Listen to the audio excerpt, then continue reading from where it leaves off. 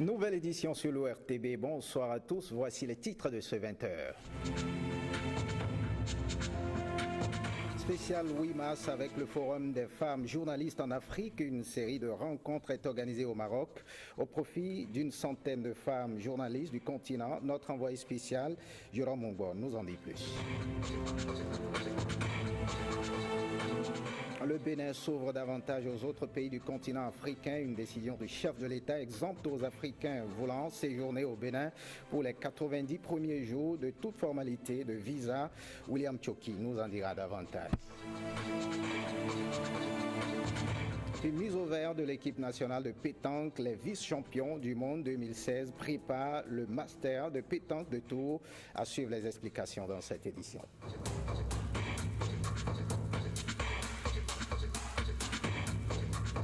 Bonsoir à tous, bienvenue. Si vous nous rejoignez le 8 mars prochain, les regards seront tournés vers les femmes pour apprécier leurs conditions au sein de la société. Au Bénin, l'exercice sera fait au cours de la quinzaine de la journée internationale de la femme. Le top a été donné en fin de week-end à travers une marche conduite par les ministres de la Communication, des Sports et des Affaires sociales. Brice Thibozo, Jean-Claude James.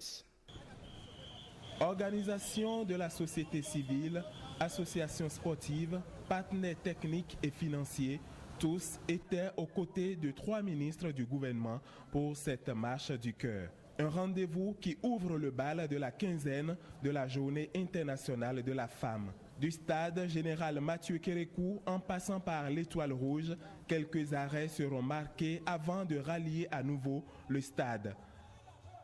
Toutes les organisations de la femme recommande par notre voix un cri de cœur à l'encontre du gouvernement, plus d'accès des femmes à la terre et le passage d'ouvrières agricoles aux entrepreneurs agricoles, la révision à la hausse du nombre de femmes au gouvernement et dans les institutions de l'État, la dynamisation de l'Institut national de la femme.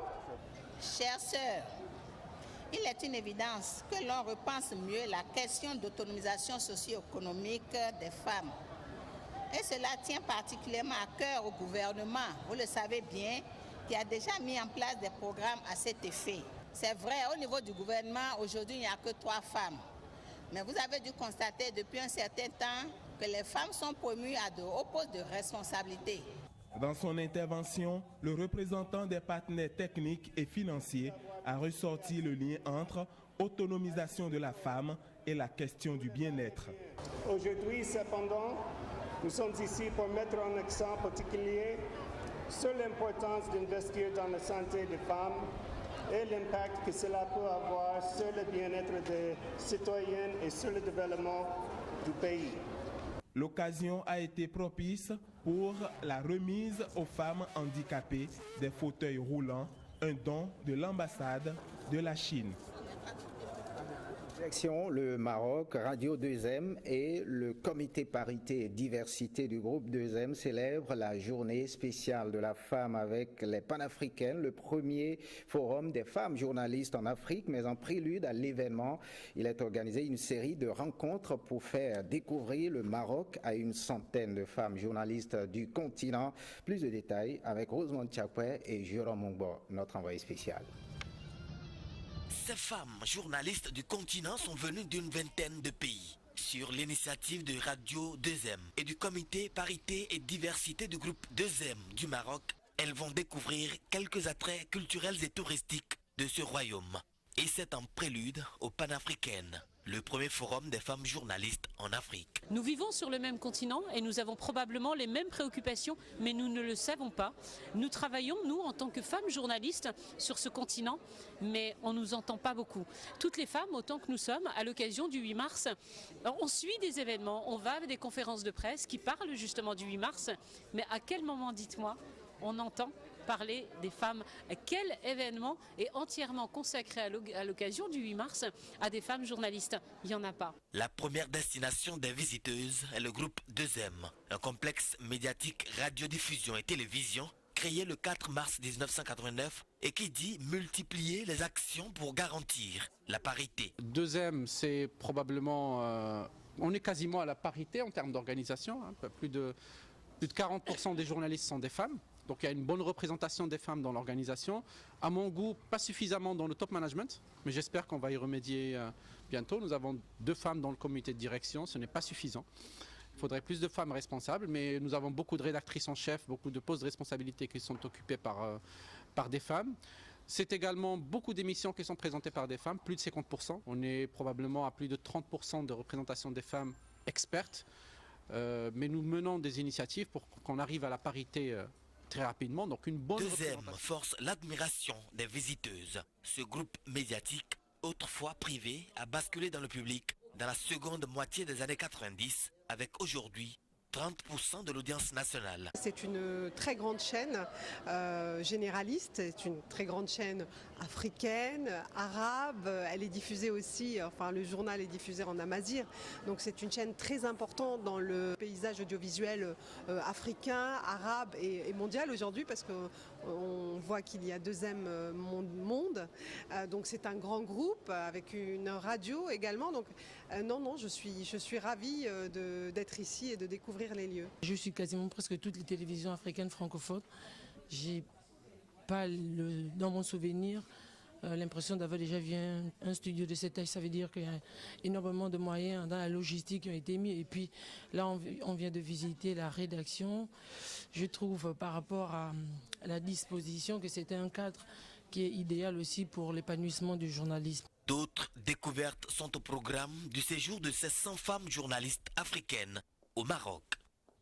Et sur ce même registre, voyons cet appui remise un important lot d'équipements aux femmes agricultrices de Savalou et Banté, évalué à plus de 10 millions de francs CFA. Ce matériel va contribuer à l'autonomie financière de ces femmes. C'est une initiative de l'Association nationale des femmes agricultrices du Bénin, soutenue par l'ONU Femmes. Gilles Dansou et Ernest Tego pour le point. Œuvrer pour la réduction de la pauvreté à travers la promotion de la gente féminine. L'ANAF Bénin, Association nationale des femmes agricultrices, en collaboration avec l'ONU Femmes du Fonds pour l'égalité, apporte des moyens de travail aux femmes de Banté et Savalou. Ces différents dons qui nous rassemblent aujourd'hui représentent pour nous une opportunité de professionnalisation de nos entreprises agricoles. Cela va permettre aux agricultrices de valoriser les nouvelles technologies de transformation afin de satisfaire la demande du marché, d'améliorer leurs revenus et lutter efficacement contre la pauvreté. Les maires des 2 communes, Banté et Savalou, soutiennent cette action de développement. Je voudrais vous exhorter à mettre en valeur les équipements reçus afin de développer vos activités et vous servir de revenus pour en acquérir de plus grands biens. La réduction de l'écart entre les hommes et les femmes en matière de productivité agricole permettrait non seulement de renforcer la sécurité alimentaire, mais également d'accélérer la croissance inclusive. L'objectif est d'assurer une autonomie financière des femmes de Banté et de Savalou. Nous savons bien que ces quelques équipements ne sont qu'un maillon de la chaîne et que les besoins sont importants. Mais nous espérons que ces équipements, couplés avec l'accompagnement de l'ANAF, permettront réellement aux femmes de Savalou et de Banté de devenir des femmes financièrement autonomes, pleinement conscientes de leurs droits et de leurs capacités et qui seront à même d'appuyer l'ensemble de leur communauté. Un projet qui nourrit beaucoup d'ambition. Ce projet vise à renforcer les droits socio-économiques des femmes agricultrices au niveau des 2 communes, à savoir Banté et Savalou. À travers ce renforcement, dans les mois à venir, les femmes qui sont impliquées dans ce projet verront leur situation améliorée. Les femmes ont désormais de quoi exercer leur activité génératrice de revenus en toute quiétude. Direction le Septentrion, l'administration du collège d'enseignement général 1 de Kandy en guerre contre le harcèlement sexuel. La trouvaille, un noyau constitué de délégués et de pères éducateurs qui œuvrent à sensibiliser les élèves pour un changement de comportement. Firmin Bassao, Julie Kaelaïna. Avec ses 2019 élèves au total, dont 922 filles, le CEG1 de Kandy est l'un des plus grands collèges du département de l'Alibori. Dans un passé récent, les cas de grossesse non désirée étaient légion dans ce collège. Mais depuis maintenant 3 années scolaires, l'administration de ce collège a dû prendre des mesures pour enrayer le phénomène.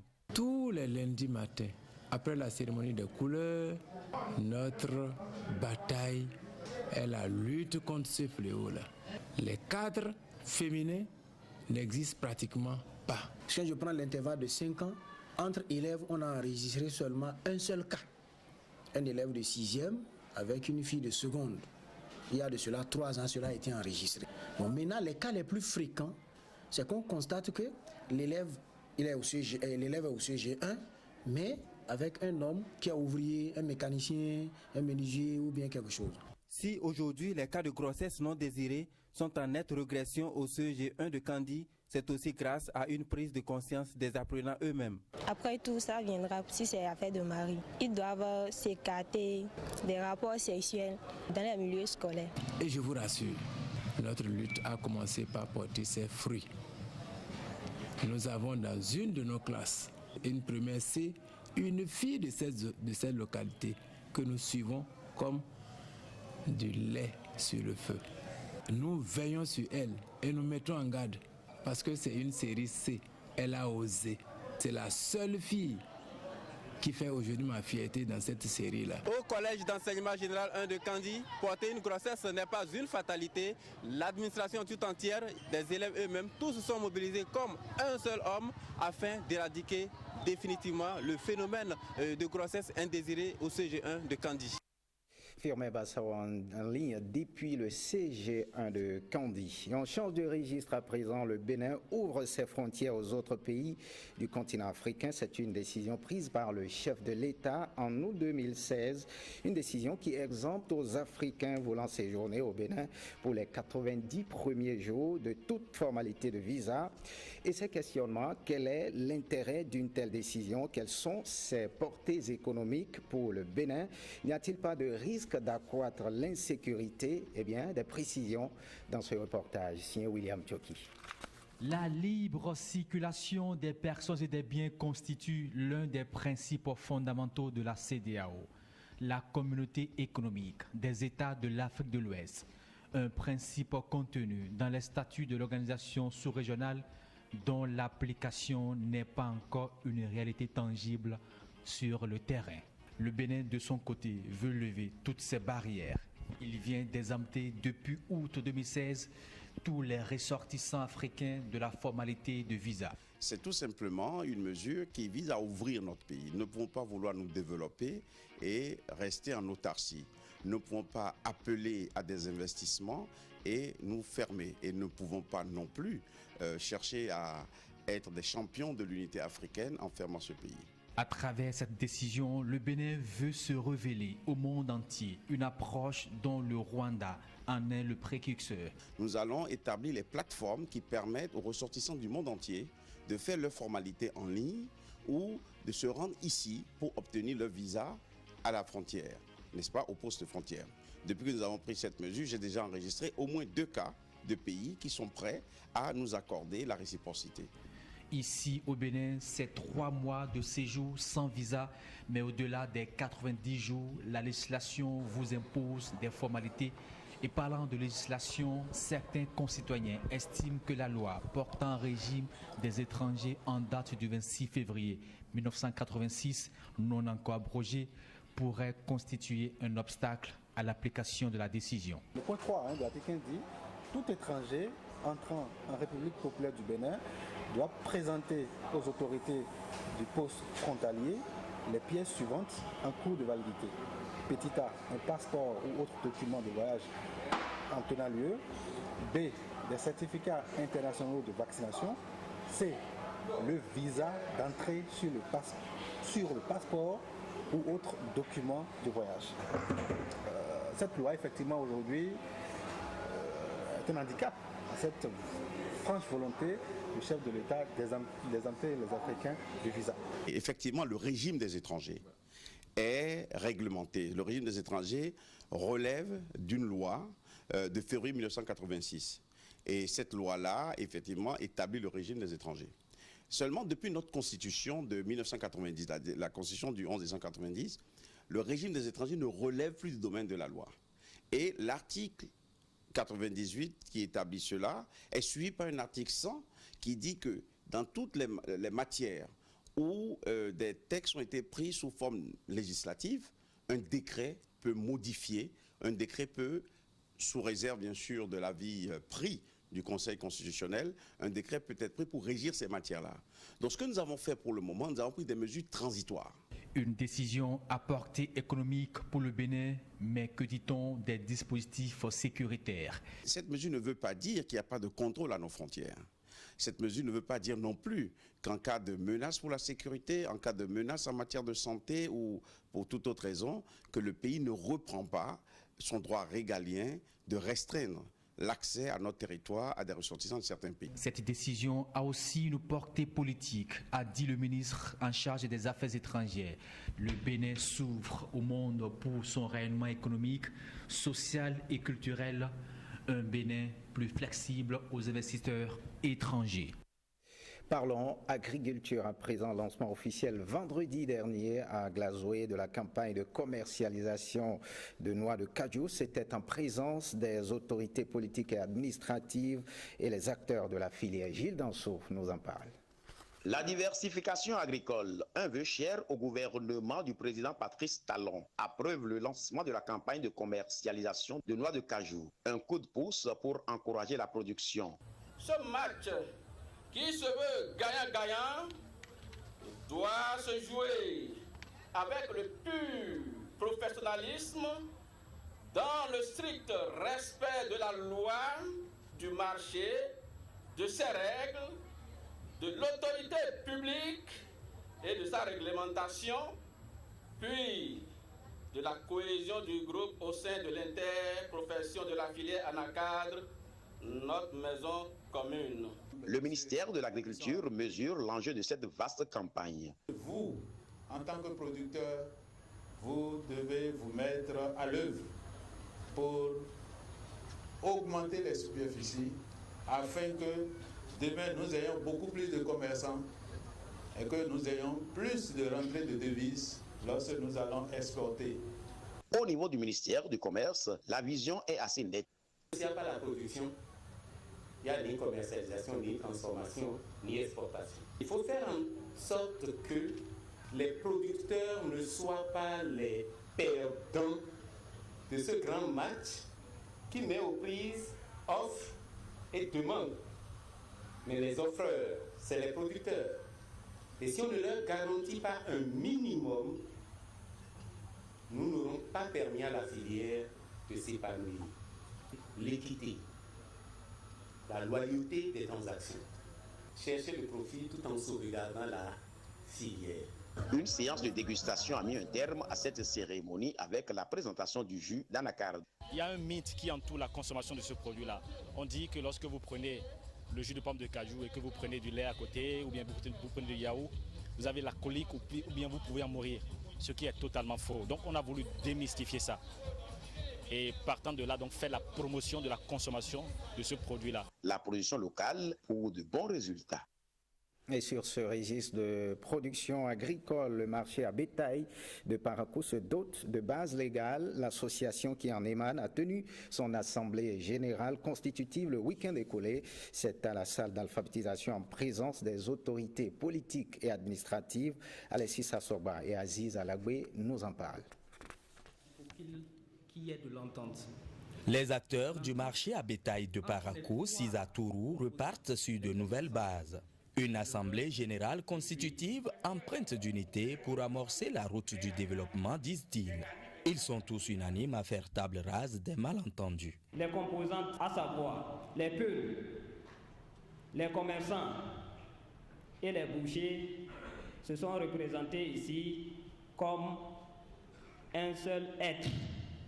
C'est pour dire, à la sortie de cette assemblée générale, il n'y aura plus de mésentente. Nous allons former un seul groupe. Donc il faudrait qu'on se retrouve, qu'on puisse travailler la main dans la main. Nous devons nous conformer aux dispositions de l'OADA pour nous permettre d'aller dans le sens du développement de la ville de Parakou, du département du Borgou et de notre Bénin tout entier. Le conseil municipal, fustigeant la mauvaise gestion de cet espace d'échange, décide de prendre ses responsabilités. Notre expérience de quelques semaines avec vous a permis de se rendre compte que le marché sera viable. Voilà pourquoi nous avons voulu que votre association soit dotée de textes réguliers avant la conclusion d'un accord de partenariat gagnant-gagnant avec la mairie de Parakou. Les assises aboutissent à la mise en place de plusieurs instances de décision. Elles incluent tous les sociétaires de ce marché à envergure régionale. Un atelier de validation des procédures communales de formalisation des transactions foncières et domaniales en harmonie avec les dispositions du Code foncier a eu lieu ce vendredi à Azové. Il s'agit pour les communes du Mono et du Koufo de relever le défi de la sécurisation foncière au Bénin. Henri Fachina. Les anciennes pratiques dans les transactions foncières au Bénin vont définitivement disparaître des habitudes à partir du 13 août 2018. Et pour se conformer au code foncier en vigueur, une formalisation des actes de transaction a été proposée par les chefs services des affaires foncières et domaniales des mairies du Mono et du Koufo. Cet atelier a donc permis d'améliorer les propositions de formalisation des actes de transaction foncière. Je crois que c'est avec une grande satisfaction que nous sommes en train de finir cet atelier. Les outils qu'on peut utiliser aujourd'hui jusqu'au registre ont été validés. Il y a eu des corrections que nous avons apportées. Nous avons réussi à passer en revue les différents outils, tant par rapport à la vente, par rapport à la location, par rapport à l'association. On a passé en revue un certain nombre d'outils et il y avait au cours de cet atelier-là des personnes ressources suffisamment compétentes qui nous ont permis, une fois encore, de mieux pénétrer les dispositions du Code foncier domanial. Nous sommes attelés et nous avons aidé ou contribué à l'élaboration des actes de transaction portant sur des opérations de présumés propriétaires. Nous avons également élaboré des actes sur les droits d'usage, mais les droits qui se portent sur des présumés ou des droits présomptifs de propriété. Il a aussi fallu le soutien technique et financier de la VNG internationale à travers son projet d'appui au foncier local. C'est pour nous un motif de grande satisfaction. Satisfaction et puis aussi de voir les communes apaisées. Parce qu'il s'agit pour nous d'aider, d'accompagner les communes à mettre en place des outils et les modalités de mise en œuvre de ces outils de formalisation des transactions foncières au niveau des communes. Ces outils seront mis à la disposition des populations et municipalités béninoises dans les prochains mois pour une meilleure applicabilité du Code foncier béninois. Un tour à l'église, célébration à l'église catholique de Savalou du jubilé d'argent sacerdotal du révérend père Bertrand Virhoigny. C'est à travers un culte d'action de grâce. Gilles Danseau nous en dit plus. Dieu soit loué dans toute sa grandeur. Ici, à l'église catholique Notre-Dame de l'Assomption de Savalou, on célèbre le jubilé d'argent sacerdotal du révérend père Bertin Virhoigny. L'homélie enseigne davantage sur l'amour et la vérité. Il faut un ordre et une rigueur dans l'attachement au bien. Ne pas se laisser aller à la négligence ou quand de faux amis nous entraînent. Ne pas se laisser aller à l'insouciance. Tout cela, ça tue notre peuple. Il faut éviter le camouflage. Aimer la vérité même quand elle nous coûte. Des instants de louange et de témoignage. 21 décembre 1991, ma famille devrait enregistrer le décès de ma grand-sœur aînée Davidini par mort ratée dans le train en provenance de Parakou. Et c'est ce jour que notre maman était à l'ordination du père Virhoigny Bertin. Beaucoup sont morts dans cet accident, mais notre sœur est sortie indemne. L'heureux du jour exprime sa fierté. Je dirais que je suis heureux d'être prêtre. Vous avez entendu, je suis du diocèse de Kanli et j'exerce mon ministère dans Kanli et je suis très heureux d'être au nord. Mais tout en étant au nord, je suis fier d'être de Savalo. Et donc je suis venu chez moi. Et je crois que c'est une occasion pour inviter mes jeunes frères à persévérer dans la voie du sacerdoce, ceux qui y sont déjà et ceux qui se préparent à y venir. Tout est à base d'efforts. Et lorsqu'on fait effort et on persévère, on y arrive toujours. La récompense est donc au bout de l'effort. Un mot de culture, c'est un mariage et un festival des rythmes endogènes, une initiative d'Ignace Donmetok à l'Institut français de la ville de Parakou, initiative accompagnée par l'Association des artistes patriotes. 17 artistes du nord, du centre et du sud ont été à l'école du brassage des rythmes locaux. Ronald Robinson et Carnel Capo nous en parlent. C'est la célébration du mariage des rythmes musicaux locaux. Ce spectacle est la restitution de la formation sur le brassage des rythmes endogènes initiée par la vedette de la musique béninoise, Donmetok, à Parakou. Dans mes voyages, j'ai suivi beaucoup de formations et j'ai compris que sans formation, les détenteurs de la culture endogène ne peuvent pas faire de grandes œuvres. Au bout de ces expériences, qu'une fois arrivé au Bénin, j'ai commencé par réfléchir sur ce qu'on peut faire, sur la collaboration qu'on peut faire entre artistes pour vraiment sortir quelque chose de beau. Nous prenons par exemple le zinli que nous mélangeons au teke pour sortir quelque chose d'original, ce qui permettra à des artistes de la chanson moderne qui peuvent s'inspirer de ces rythmes-là pour faire des genres musicaux qui ne sont pas connus jusque-là. Après les précédentes expériences de 2 groupes de brass band, cette initiative d'Ignace Donmetok, dont la quintessence est déclinée en 5 tableaux, réjouit plus d'un. Si ce groupe, ces différents artistes qui sont en train de se produire, devraient faire le tour du Bénin, je ne pense pas qu'il y ait un seul Béninois qui ne puisse pas trouver son compte. Et cela m'amène à penser à une boutade qui dit que celui qui est différent de moi, loin de me léser, m'enrichit. C'est le genre d'initiative que la mairie de Parakou soutient. Il s'agit de rendre performants les acteurs culturels, de les professionnaliser et d'attendre d'eux maintenant des produits vendables. Pour le spectacle, le public a également eu droit à des playbacks de Logozo, de Donmetok, à du slam et à la révélation d'Ami Mako.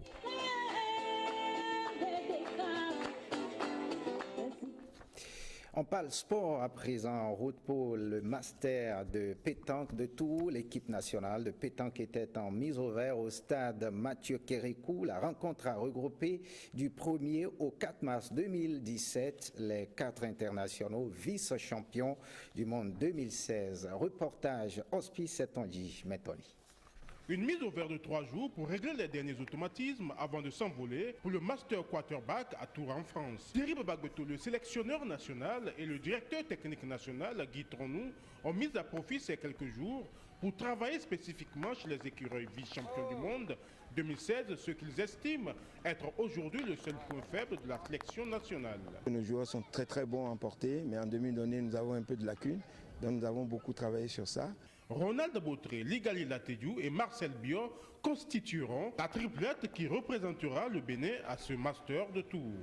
Invité à Tours au même titre que les Malgaches champions du monde 2016, la France, meilleure nation au monde de pétanque, l'Italie et la Thaïlande, le Bénin vice-champion du monde 2016, est conscient que la tâche ne sera pas facile. L'invitation qu'on a reçue, je peux dire que c'est une invitation de revanche parce qu'on a pu gagner plusieurs équipes et on a perdu contre le Madagascar. Donc, on attend faire la revanche contre le Madagascar et les autres pays attendent faire la revanche contre nous. Donc on ne doit pas se laisser faire pour cette expédition. Cette fois de Marcel Biot, meilleur joueur de la dernière Coupe du Monde organisée à Madagascar, l'équipe dirigeante de la Fédération béninoise de pétanque la partage. Je crois que cette compétition est encore une compétition d'exhibition qui prouvera encore ce que valent nos vice-champions du monde. Du 6 au 12 mars prochain, les écureuils boulistes devront confirmer au Master de Tours leur statut de nouvelle puissance montante de la pétanque mondiale. Mission difficile, mais pas impossible. Eh bien, c'est sur ces images que nous mettons un thème à cette édition. Le programme prévoit à 21h un entretien sur le thème Cour de justice de la CEDEAO, organe judiciaire de la communauté, et 2 feuilletons, Les choix de l'amour et Oui Vautio. Prenez le rendez-vous du journal du soir à partir de 23h avec Héloïse Winator. Retrouvez cette édition sur le site de l'ORTB, www.ortb.bj. Merci de votre fidélité. L'ORTB passe en vous.